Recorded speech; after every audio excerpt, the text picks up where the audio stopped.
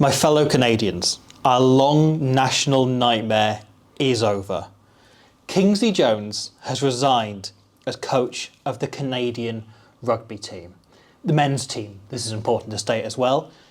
This has been, I think, one of the longest, and for me, having been over the history of international rugby numerous times, looking specifically at this, I would say with confidence, the worst tenure by a coach in the history of the international game. That is now officially, as of the last 24 hours, over. Yeah. You say he's resigned. It was by mutual consent between him and we mutually agree Canada. you're rubbish. Yeah. And it's always a tough one talking about, obviously someone's lost their job here, blah, blah, blah. I hope Kingsley Jones and his family are well, I wish them well and so on, right? But it is really important to discuss this because it is a results-based business, right? That they want the person or the people who are most likely to take Canada to whatever their goal is in rugby union.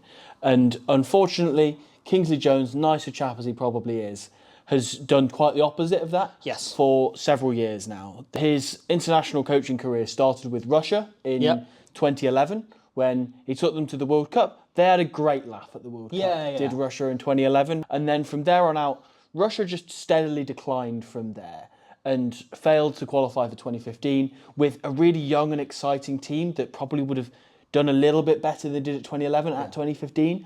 And I think in hindsight it's great because you go, oh, that's the start of that Uruguay team, which is now a fixture at the Rugby World Cup. Ended up leaving Russia, goes to Dragons, of course, yes. Where he held, and this is impressive, right? He left the Dragons with their worst ever win percentage of any coach. At the Dragons. Yeah, which takes some doing. And then goes to Canada from there. And it has been really just upsetting to watch, At the start you said, my fellow Canadians. It's important to state we are not Canadian anyway, but we are by proxy fans of the Canadian rugby team. Canada have, pretty much my entire time watching international rugby, been my second team. They've been my second favourite team. And over the last few years I found it really hard to cheer for them because everything around it feels difficult and nothing was working, but you knew changes needed to happen, right? Yeah. And you knew it's probably going to take more losses for those changes to come. So when they played Scotland, even though in past I've always been very much cheering for Canada, there were bits of me going, well, I hope Scotland put 100 on them because you don't want to pay them over the cracks, do you? Exactly. You need to send this. And look, there will be people out there saying that this is far from, quite accurately, this is far from the be-all and end-all. There's so much more that needs to change with Canadian rugby. There's still, the people that kept him in the job for 7 years. There are still so many issues, particularly, geographically, in terms of where Rugby Canada is based, in terms of the grassroots program, in terms of the way that athletes are being brought through, in terms of the professional pathways or professionalising. For men and women, that is. Yeah. Absolutely, yeah. The support of the women's team, what the women's team are achieving, regardless of the support, is incredible. Yeah. And it goes to show the level of talent that is there in Canada, and the men's team is squandering that time after time. However, I think ultimately the national team head coach position matters more than anything else within the organisation for the simple reason that is the most visible thing, right? And what we've had over the last few years is a massive, massive drop-off in interest in Canada, And so much that comes down to two factors. One, that the national team wasn't winning. But two, right, and it's a particularly interesting one, they weren't making World Cups. Right, and the World Cup is the time in which rugby is visible, in which it was there, in which it was on major TV nations, and having spoken to a few Canadians, and people involved in the Canadian Rugby Union, that is the time they make most of their money, is in kind of the month either side of the World Cup and the World Cup itself, and that basically keeps them afloat for the next 3 years. Them losing that has led to not just a loss of income and the cutbacks, which then leads to everything being stripped away at the levels underneath the national team, which leads to no players being produced for the national team. It also just leads to people not watching rugby in Canada, And again, reading accounts over the last couple of days, and since Kingsley went, of rugby fans in Canada talking about just how many fewer towns and villages and so on have a rugby team these days, and how many fewer people are playing it outside of the odd school here. The knock-on effect is huge. Yeah. And ultimately, right, if you have people watching rugby, there will be kids who want to play rugby as a result of that, and some of those might be world-class athletes. Some of those you're stealing from other sports. Exactly. There are plenty of Canadian rugby internationals. Jamie Cudmores of the world. And people who are high-level Canadian footballers or American footballers or ice hockey players, soccer players, whatever. Everything, yeah. And it's getting, you look at the rugby team, right? Like, you look at Sophie de Goody being a basketballer. You look at the number of those players in that women's team that are crossover athletes, but then ended up in rugby because there is a pathway right the way to the top. The majority of them, frankly, especially for women, there's not a high-level kind of collision sport that caters to them in Canada like rugby does. Exactly. And again, like, they are potentially squandering so much more by not providing more and by not having, the big poster that goes, "Come to us, we will pay you, we will give you good facilities, we will compete with the best athletes in the world," because that's what everybody wants as a part of this. And obviously back to the men's team, exactly the same issue. Absolutely. And as you say, like, it's far, far from finished. There's so much more that needs to be done. But Kingsley Jones was kind of the face of that. Absolutely. The lack of being able to provide that, and that is shown through not only their results, actually on scoreboards, but as you say, the stuff about World Cups, right? Yes. Us two as proxy fans of Canadian rugby, right? 2011 Rugby World Cup, watching them compete against the likes of Tonga, against the All Blacks even. Yeah. The games that we grew up watching Canada play was brilliant. Watching players like DCH van der Merwe coming in and being a genuine icon of the game.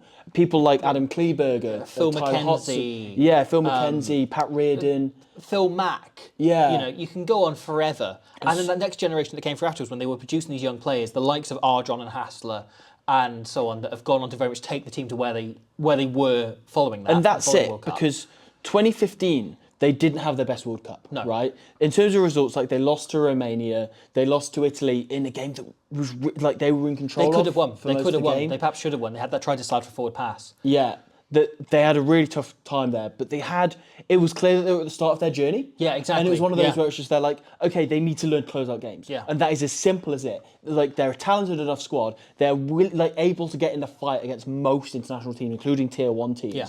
But they can't close out games. So all they need is the nurture to just bring through these players, and maybe a few more like talented players underneath, which we have seen since do exist. For me, that 2015 Canada team are stronger than the current Georgia team.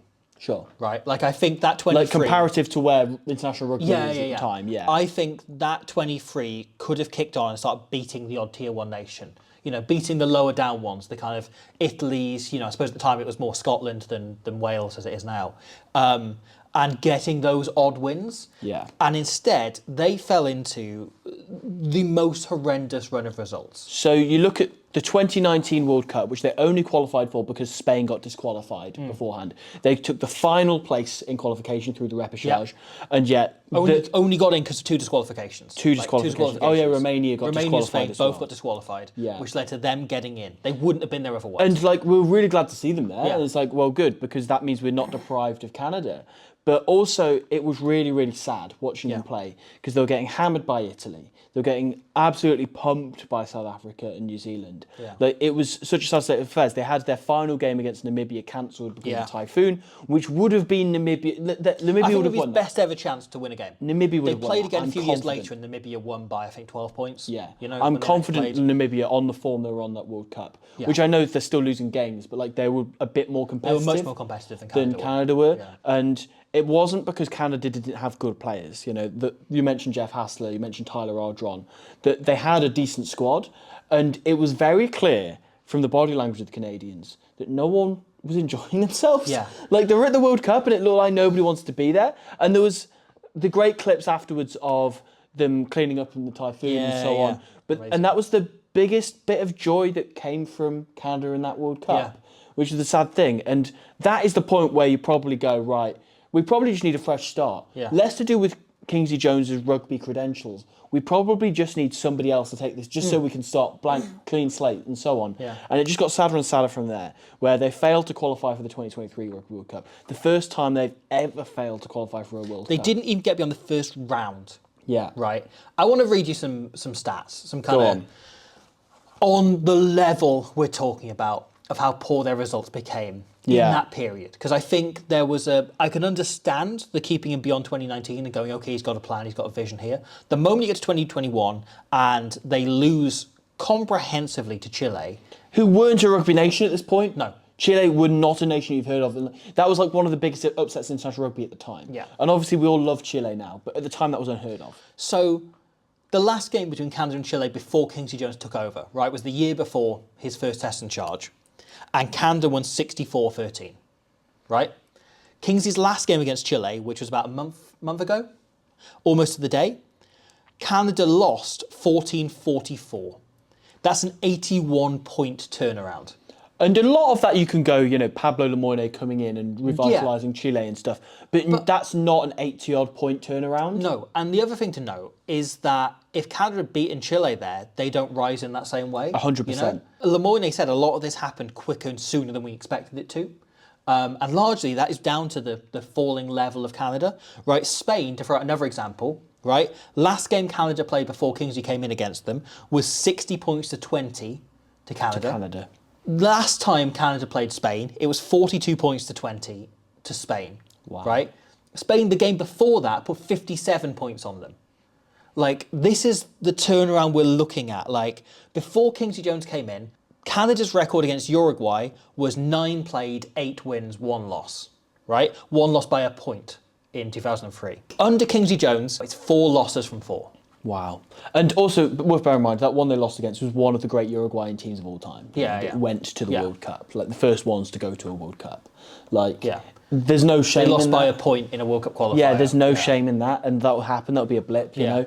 Whereas now, it is really expected that Uruguay are just a better rugby team than Canada. Yeah. And on one hand, you think of that and you think, oh yeah, that's because Uruguay are really good now. But it's actually, no, that shouldn't be the case. Yeah. Because of where Canada should be. If you think of the 2015 team, the 2011 team, whatever. Yeah. Under Kingsley Jones, right, they have played 18 teams, okay, 18 test nations. Canada have recorded their all-time record loss to 12 of them. Wow. Right? That's just in the Kingsley Jones era. Just in the Kingsley Jones era. There are 3 teams they've gone and beaten against. They got 2 from 2 against Brazil. They extended his contract last year, by the way. Yeah. 2 from 2 against Brazil, 2 from 2 against Belgium, which incidentally is a level of games they're getting now, and 1 from 1 against the Netherlands, right? Like, they used to be playing regular fixtures against much bigger teams. Now they're regularly ending up playing the kind of smaller European teams and South American teams because people aren't booking them because they haven't been a serious nation because they've been so poorly coached. And a lot of this just come back to the fact, like we've talked about numerous times on the channel, right? You look at how much of their coaching was like 10 years behind the time, you know, in terms of not setting guards properly, or them not being around the ruck, or them like not drifting properly, them not having a 10 in the boot of pods or forwards. And it is so far behind the times that you're looking at going like, well, like, you could bring in a competent coach from like the Championship or League One or wherever in England or, you know, second divisions anywhere, and they probably do an equivalent job of Kingsley Jones. Beyond that, the fact that players were miserable, you know, they were incredibly fed up. Like, there were reportedly 9 players at least turning down, from everything I heard, call-ups for the Canadian national team. You look at the 5 players they have based in France, so Tyler Duguid, Matt Tierney, Evan Olmsted, Matt Beckerboom, and Tyler Ardron, you know, their former captain, and one of those passionately Canadian men you'll ever come across. All of them turning down call-ups, right? Duguid remains uncapped despite being a proud Canadian player. His brother's played for Canada. Yeah. Tyler Ardron, say, former captain. The Beckerboom, like the entire family have represented, you know, obviously their cousin plays for the women's team, his brother's played for Canada, you know, the entire family are that, and they're not accepting these call-ups, right? And again, there might be other factors at play. You often have those French teams will incentivise players, should we say, to, you know, not play for smaller nations. However, you can't ignore the fact that all of this coincides with the national team being dog shit and being, by all accounts, a toxic atmosphere to go into. Like, we've heard things off the record from Canadian players about how awful it's been, how much they dread going into camp. Yeah. There's a couple of factors to what you just said. Yeah. The worse the national team is, the more likely a club is to incentivise that you don't play for them. Yes. That if somebody is playing for a Brazil or something like that, and they're good enough to play in the top 14 of Pro D2, they will pay you more than if you play for Italy. Yeah. Right? They will say instead, they're more likely to say, do not play for your country. We'll pay you a little bit to stop you from doing that because we want you to be available. On the other side of that, right, Tyler Ardron is a really good example. As you say, he's one of the most proudest Canadian rugby players that has ever existed, right? And he not only said publicly, like, I'm not playing them until certain things are sorted out. Yes, until certain things have changed. Presumably that is all of the things we've addressed with Rugby Canada, including yeah. Kingsley Jones's situation. But on top of that, the fact that after having not played for them for a year, he saw the dire straits they were in the fact they weren't going to qualify for a World Cup after losing to Chile, and he paid his own wages, paid his own flight to get out. And paid the fine that Cast offered him. Yeah. You know, because he wasn't supposed to be released for this. Yeah. But Canada, the previous week, they were going to lose to Chile, then they kicked a penalty in the last minute to win it in qualifying. Then, a week later played Chile in Chile. And that was his last cap. That's the only cap he's won since the 2019 World Cup finished. The only time he's played for Canada. He did it himself because he saw how shit they'd been. Yeah. And when I need to do something about this. Again, like, players like that should be playing for them. And again, like, Tyler Orgeron probably is, with the exception of maybe Lucas Rumble, I would say the best Canadian professional rugby player that is currently playing. Yeah. I don't think that's too controversial. Yeah. And they are missing out on him. Yeah.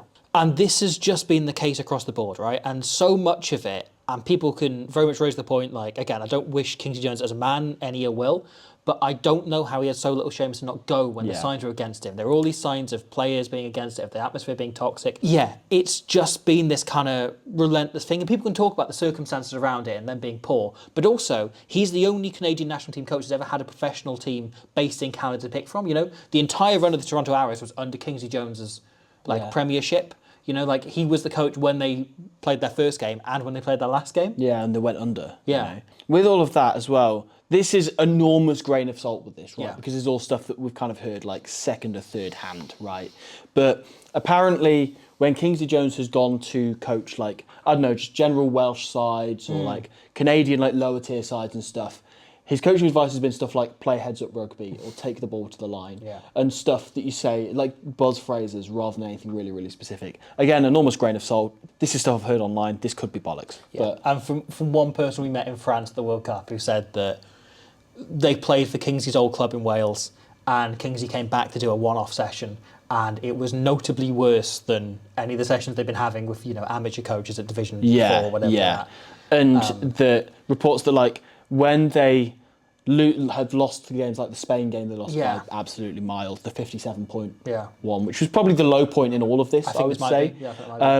That apparently Kingsley Jones took no responsibility and absolutely bollocked the players. You can see that in his post-match, you know. Yeah. Like, it's either been there's positives we can take from this and we're building something, or he's blamed players. Like, you've seen that consistently, him come out and blame players post-game. Yeah. And that is the thing that gets me, you know, because like I do Turbo think, Gatland. Yeah. Much as there is other sides to this, and much as I say, like, I don't wish him personally any ill will, I do feel like there was genuine harm being done by him being in this role to the sport in Canada, both to these players, to young players. You know, I again spoke to one young Canadian, like, I think under 18s player, who the pathway wasn't there for him to get any higher, you know, but he said the thing was that it wasn't worth it because Kingsley Jones wouldn't look at those and didn't watch the under-18s, didn't watch the age grade pathways. And again, this is speculation based on one player, you know, was in that situation. But then was looking at, you know, was calling up players based on a highlights reel of someone playing second division rugby in Wales or Ireland. And the thing is, right, again, we come back to it, the players are there. There are young players being produced. There are young players coming through. You look at the New England Free Jacks team that has won MLR 2 years in a row, of which I'm very proud and delighted. Yes. Rub it in, why don't you? But the starting pack for the Free Jacks in this year's final had 5 Canadian players with 3 more on the bench. And that's just the forwards. You know, you then also had Ben Lesage in the team as well. Ben Lesage is a really good example, actually, because you look at how well he plays in MLR consistently for the Free Jacks, right? And how, like, much less he's utilised in the Canadian level. And I don't know whether that's just because of, like, a morale thing or just because they're not getting the best out of him, they're not nurturing him fully. And there's so many players that you can say this of because Canada do look quite flat when they're playing all the time. And, like, I don't know how Lucas Rumble gets himself up for every single game. I know. I guess it's because he's playing for his country, and they all are, and they're all doing their genuine best. And yeah, it's just so sad just to see the state that they've been in. That is my biggest takeaway from all of this, isn't the quality of rugby that they're playing. Yeah. Is just how, like, sad it's all looked. Yeah. And so you look at the team they could be picking, right? Because with potentially a new start, you know, there's a big question over who comes in, who follows on from this. I think I threw this out on a previous video around this. The obvious name I'd go to would be Scott Maffey, who was coach of the New England Free Jacks, has since gone to Edinburgh, where I think he's done an unbelievable job. You know, Edinburgh last season were not playing any attacking rugby whatsoever, and the players looked sort of fed up and miserable, and I had this like feeling it was going to be a sinking ship. And they started to turn that around, and like suddenly they're playing much better attacking rugby under him. And also the camp seems more upbeat, you know. I 100% think he's the best man for the job. I think he is the guy. You know, he knows the MLR system, so he knows how these players operate. He knows individual players. He's worked with countless he knows a lot of them personally. Yeah. He's got a lot out of them because that Free Jacks team that first won MLR, they shouldn't have been in that position. No. Like, he made them overachieve by making them work hard in the basement in Boston. Absolutely. But that was not the strongest 23 in MLR by any stretch. No. You'd rank it like probably 6th or 7th, somewhere in there. And yet as a collective, they were well coached. They were like brilliantly together as a team. They worked incredibly hard, and they clearly worked for the coach, but also for each other. And that comes from an atmosphere being built from top down, you know? Yeah. And that is a team that we saw, like, again, had some conversations with people from, you know, the MLR side, who are a bit like, yeah, everyone loves the Free Jacks. Like, they've just got everything right around that. Yeah. Like, everyone buys in. People love that brand. People love that vibe. Their crowds are fantastic. Like, really up for it. They really love this team. I am one of them as a proud Free Jacks fan. Yeah. But it is a sign of what a great job the coaching has done. And also on top of that, you look at that Free Jacks team. The standout for me, I think, was a lot around the pack. You know, they had a strong maul, they had a strong scrum. They just had a really wise pack who knew how to organise themselves. On the flip side, you go on to Edinburgh, and when he first went there, and I know Edinburgh have gone a little bit ropey since then, but when he first went there, you looked at the back line, you looked at the attack. Yeah. Clearly he has his finger on the pulse of how to make a side tick and what each individual side needs from him. If they can get him out of his contract with Edinburgh, he would be the best possible player. 100% agreed. Like, he is even above getting a much bigger name, you know, getting a Michael Checker or whoever, you know. I think he is the guy they want. They want someone that can build something from the ground up, and it can be a big job for them rather than a kind of mercenary. I think there's a bunch of other names that could come into contention as we go forward. You know, I think maybe they're trying to throw Dragons coaches, and Di Flanagan's now available. I don't think he is necessarily the guy. Potentially one for the backroom staff, though. But I think as a backroom staff point of view, you know, Toby Booth as well from a Welsh point of view, like, done a great job of building young players through. Because I think that's what they need. They need someone that will help develop young players. Definitely. One other name I saw put an arm around Canada a little bit. Yeah. One other name I saw thrown out was Alan Clark, who is the other finalist in MLR last season with the Seattle Seawolves. As an Ospreys fan, say what you like about him, and he's had great success. Now he can build a mercenary team with Seattle. The experience from him at the Ospreys is very much that he is not a guy who develops young talent, and he actively squandered and caused 2 players to retire because they weren't getting any game time, they weren't getting even feedback, you know. And by all accounts, like, the job he was doing of developing young players and working with young players, it's not his area. You know, he was a forwards coach who's now transitioned to being a head coach, and by all accounts, that is his area. But he is not a development guy. Yeah. And Canada. It's one thing that is mentioned in the press release of Kingsley leaving, is that they have an average age of the squad now of 24, which is just great, young, and they want to be bringing those players through. They want to be developing those players. They want to be kicking on. And I think what is important, as you say, it has to be nurturing young players. Has to be the goal, because the first couple of years will not go swimmingly. No. There will still be more results which will look like the Jones era, because it's a habit. Yeah. Being in that sort of scenario, like, it won't be fixed overnight. Again, like, a good example is you look at Toby Booth coming to the Ospreys team when Alan Clark had previously had them, and again the squad was a little bit miserable. It took a long time to break the habit. You know, you look at again the PVAC Wales that didn't quite go to plan, where they weren't quite sure who they were picking, what they were doing. It's taken a long time to undo some of that damage, you know, and it's a lot of it is still lasting. But at the same time, right? Do you know how many games Canada won in the last 2 years, in 2024 and 2023 combined? How many? Take a guess. How many have they played? Oh God, I think they played 9 games this year and 8 last year. How many have they won? Yeah. 3. 2. Okay. 1 game in 2023 and 1 game in 2024 they won. They beat Romania. They then lost by a slightly bigger margin in the autumn again against Romania this year. I think they'll do better than that. You know, and I think they'll put a fight up in qualifying. And that has got to be the big aim now, is qualifying for the next World Cup, right? Yeah. There's 24 teams available. At the moment, if Kingsley Jones stayed in the job, you would be looking at the Netherlands or Zimbabwe or Kenya sneaking that final spot in the repechage over them.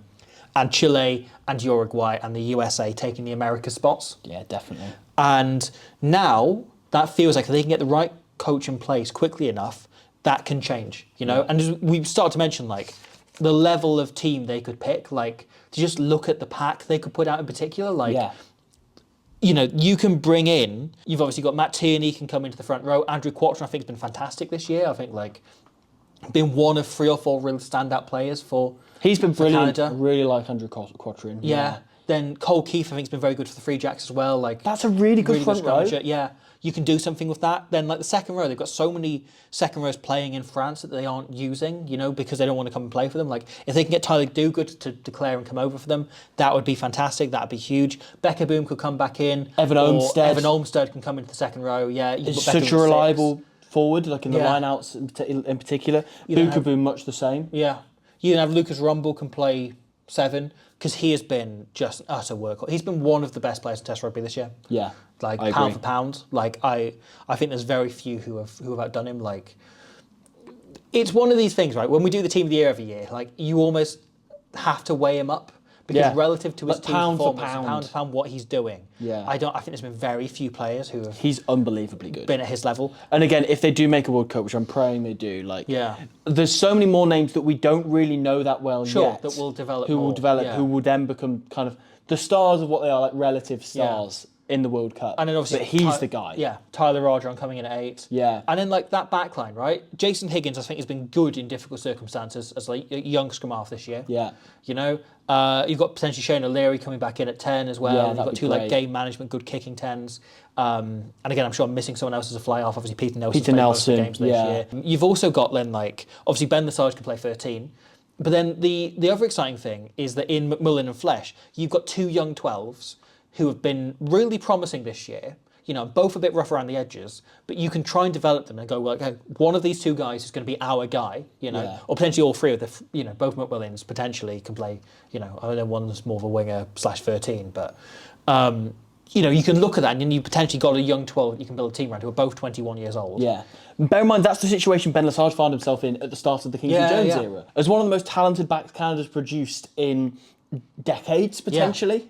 Yeah, absolutely. And that's the really exciting thing. It's like, I think this is, more than anything, a chance for Canada to start building again as one of the proudest rugby nations out there, as one with such a long and storied history, you know. And such an identity to how they play the game. And I did in celebration, after seeing the news, go and watch some Al Sharon highlights and, like, you know, look over some of the great Canadian wins down the years. You know, when they beat Wales and they were pulling off those, like, near results against Italy and Scotland, and, you know, the 2007 World Cup when they should have beaten Wales again.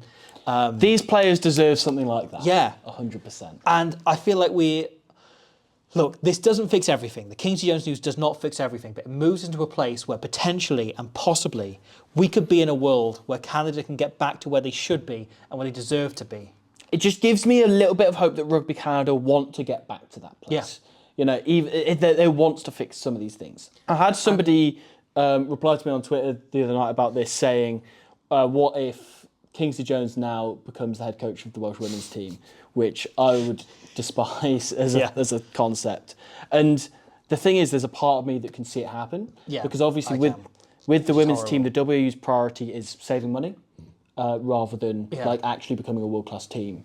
And I think Kingsley Jones' stock has fallen far enough with all of the stats that you've just mentioned, but it's still like a household name enough that they could do it, and some people would be like, "Oh yeah, you know, they're doing." The one thing is reading I read through the job application for the Welsh Women's Team head coach because obviously I'm interested, but I read the job application and it does state they want experience working with female athletes, or at least signs that you can adapt to that. And have worked at some level. And Kingsley Jones doesn't have that, and maybe there is some shortage there. And look, hopefully someone at the WU just watches this video and goes, oh God, no, okay. That's the level of record we're talking about. Because I think there was quite a lot, you know, of people going, well, he tried his best, didn't he? You know, he gave it a lash. And you're like, well, actually, at some point, you've got to recognise that what he's doing is really responsible. Yeah. Because him giving it a lash is standing in the way of these players' futures, these players' entire careers. There will be guys who could have had phenomenal careers in rugby that just didn't. Because they weren't. I really hope that there is like a team or a country in rugby that he could bring something to. Sure, yeah. I really hope like Lynn Jones has done with the Netherlands. Yeah. You know? Yeah. I really hope that there is something out there where he can contribute something really positive. Yeah. turn that round, you know, for his sake and for the sake of just Welsh coaches generally, you know. Yeah. That we're not. Yeah, there was points of the World Cup where Canadians would come up and talk to us, and we were there going, "I'm so sorry. I'm so sorry we gave you this. Like, guy. yeah, I'm sorry. It's our fault On behalf of Cymru, like. But yeah, once again, it's far from the finish. You know, Yeah. there's so much more that needs to be done. But my response to that wasn't, yes, Kingsley Jones. It was just like a sigh of relief of like, okay, phase one, I want Canada back. I want the Canadian national men's rugby team to be back and playing in the style of all of these tries that are on screen at the moment, of these great memories of Canada playing rugby. Yeah. The Canada team that we remember, that we fell in love with, and that is a second team to Squidge Towers at all times. But yeah, I want Canada to be back, and I really am hopeful that this is the first phase of that journey. I want Lucas Rumble to be remembered not as a Sergio Parise figure who played in a terrible team but was the best player there, but as an Alceron, but as, you know, a Tyler Ardron in many ways, you know, as all those names you mentioned, And the Monroe. 2011 team. Yeah, the Titanium 10 and Monroe. I want a bunch of these players to be remembered in the way they deserve for what their talent earned them and their ability and their hard work earned them, rather than as players who were hamstrung by a terrible coach and a terrible set of circumstances. They deserve that. You know what I'm going to pitch to you for Canada? What? Kieran Hearn 2.0.